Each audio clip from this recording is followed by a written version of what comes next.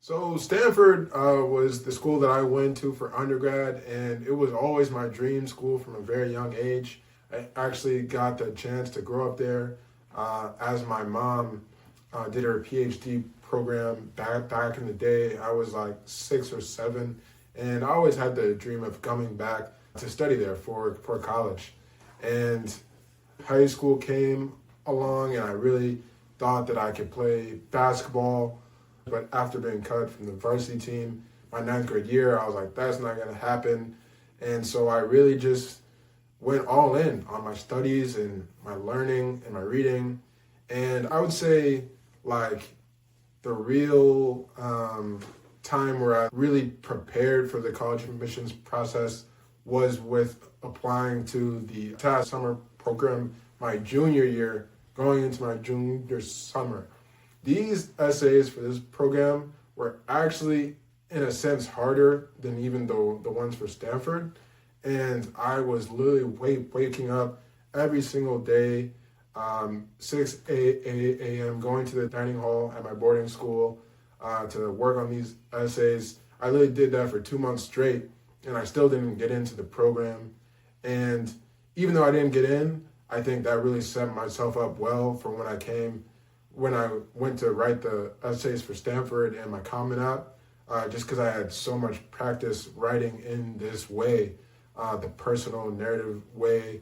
And yeah, I did the same thing with my Stanford essays though, working on them literally every single day.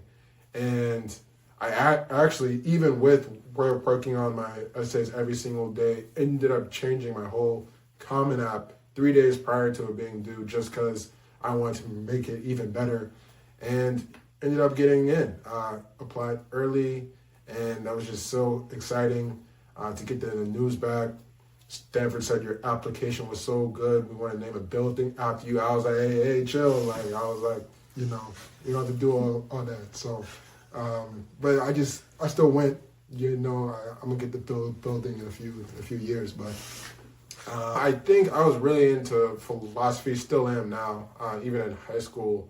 And I think I was writing Common App more intellectually about philosophy. And then I turned it into a lot more personal topic in terms of my speaking and my speech impediment, and wrote it all from scratch. It actually ended up turning into my senior meditation for that year, which I gave to the whole school. So yeah, that was a really interesting story of Common App turned into a speech about my speech. So students will ask me, like, should I write about this? Should I write about the fact that I was injured for my sports team? Answer to that is always no. But they ask about whether or not they should write about like a hardship in their life, write about a vulnerable thing, as I did, right? And the answer is yes, but it really does come down to how you write about it. And what I even mean, say writing is a flex. What I'm really saying is that you're like flexing your intellectual capability and skill by showing how you can write about a vulnerable topic and not necessarily a sappy way.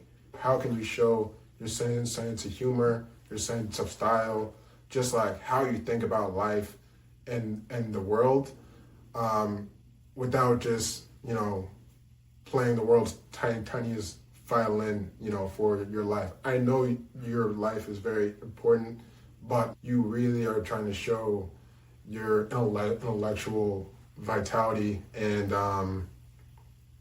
skill, in a sense. And I would say that's more of the advice that I would give to students that are really trying to apply to these hard to get into schools, just because I think, yeah, grades matter, SAT scores matter, all that matters a lot, the challenge of your courses.